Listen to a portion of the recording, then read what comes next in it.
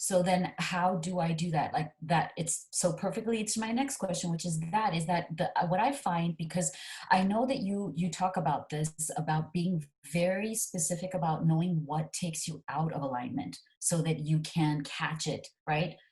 Yeah, As once you recognize the resistance, then you can do the inner work to clear it, right? Because all resistance starts with perspectives, yeah, right? yeah. Perspectives lead to emotions. Those emotions are the guidance that are telling you what that perspective is and the resistance is. So for you, the big piece of homework would be to do some clearing work around that feeling of overwhelm, right? Okay. And the overwhelm comes from the stuff you talked about earlier about, my business isn't where I want it to be. I want to retire. I'm running out of time. Mhm. Those are the things that you want to work through.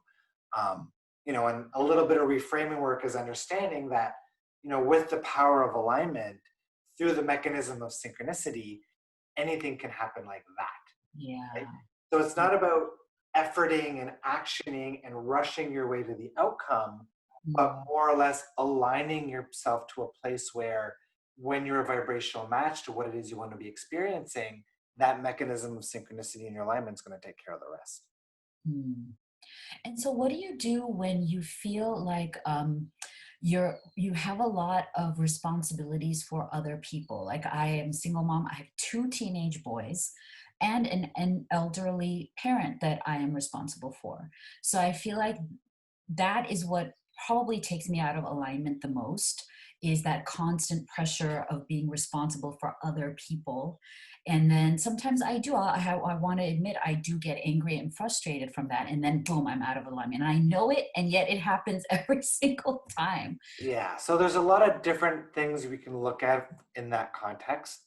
Um, a few reminders. So, one, we can best serve others when our own cup is full, Hmm. right?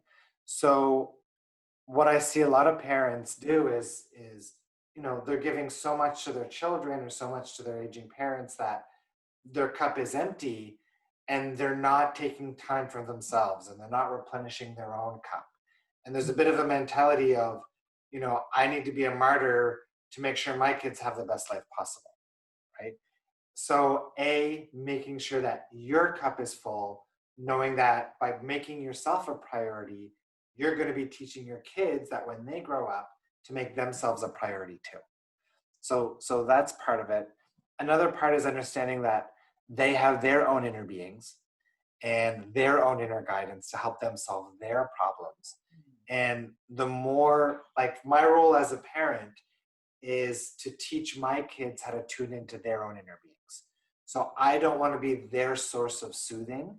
I want them to learn to find their own route to happiness and not be dependent on me.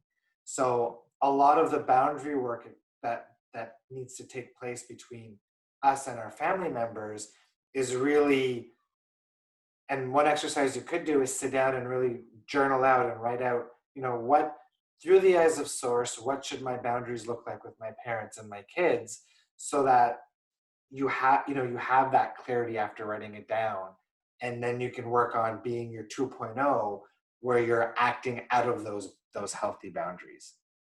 Okay. Yeah, because I've never done the martyr thing. I've always taught them these principles from a young age as well. So it's not like they do anything to really make things difficult. It's more just that emotional piece of it that you always have, that, hey, I got to make sure they're all okay. Hey, I got to make sure they're all okay.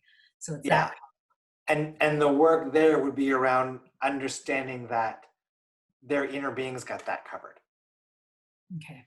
right? Yeah. They have their own inner being, their own inner guidance. So for you, in order to detach from that, it might be about doing some clearing work around those fears of things are going to go wrong, something bad might happen, things of that nature. Okay.